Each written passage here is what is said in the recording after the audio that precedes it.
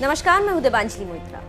भारत में social media app TikTok के करोड़ों दीवाने हैं जो तरह तरह के फनी वीडियोस बनाते रहते हैं। टिकटॉक की वजह से कोई सुपरस्टार बन जाता है तो कोई जरा सी चूक की वजह से सलाखों के पीछे पहुंच जाता है। जरा सी चूक यानी कोई ऐसी वीडियो बनाना जिससे सामाजिक सद्भाव को नुकसान पहुंचता है।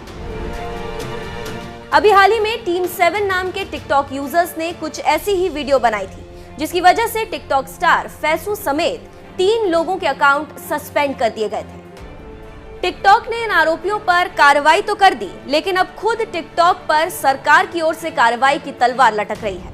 दरअसल तबरेज अंसारी पर बनाए गए टीम 7 के वीडियो की वजह से टिकटॉक सरकार की रडार पर आ गया है और उस पर एक बार फिर बैन लगने का खतरा मंडरा रहा है।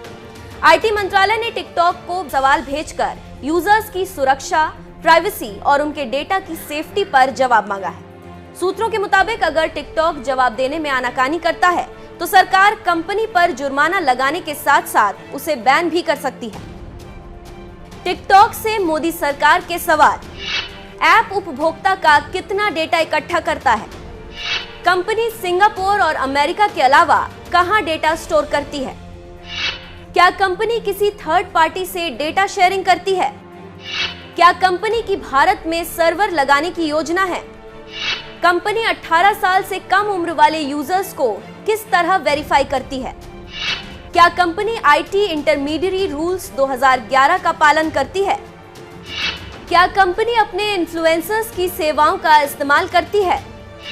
बच्चों की प्राइवेसी का उल्लंघन करने पर एफटीसी ने कंपनी पर $5.7 मिलियन का जुर्माना लगाया है। क्या भारत में कंपनी ये नियम पालन करती है? कंपनी के भारत में कितने ऑफिस और कर्मचारी हैं? बाकी देशों में टिकटॉक चलाने की उम्र कितनी है? कंपनी अपने प्लेटफॉर्म पर आपत्तिजनक कंटेंट हटाने के लिए क्या कर रही है? 1 जुलाई 2017 से अब तक कंपनी को कितनी शिकायतें मिली और कंपनी ने उनका क्या किया? क्या कंपनी ट्रांसपेरेंसी रिपोर्ट को पब्लिक करती है? कंपनी अभिभावकों के संदेह को दूर करने के लिए क्या कर रही है? सूत्रों की माने तो अगर टिकटॉक ऐप को बैन से बचना है तो 22 जुलाई तक सरकार की ओर से पूछे गए इन सभी सवालों के जवाब देने होंगे। सरकार की ओर से टिकटॉक को ये नोटिस आरएसएस की आर्थिक शाखा स्वदेशी जागरण मंच की ओर से दर्ज कराई गई शिकायत के बाद भेजा गया है। एसजेएम ने पीएम मोदी को पत्र लिखकर आरोप लगाया है कि इस तरह के सोशल मीडिया प्लेटफॉर्म्स का इस्तेमाल राष्ट्र विरोधी गतिविधियों के लिए किया जा रहा है। इससे पहले भी टिकटॉक को कार्रवाई का सामना करना पड़ चुका है। दरअसल इसी साल अप्रैल में तमिलनाडु की एक कोर्ट ने सरकार से टिकटॉक ऐप बैन करने को कहा था। 17 अप्रैल को पॉपुलर चीनी ऐप टिकटॉक को गूगल प्ले स्टोर और एप्पल ऐप स्टोर से हटा लिया गया था।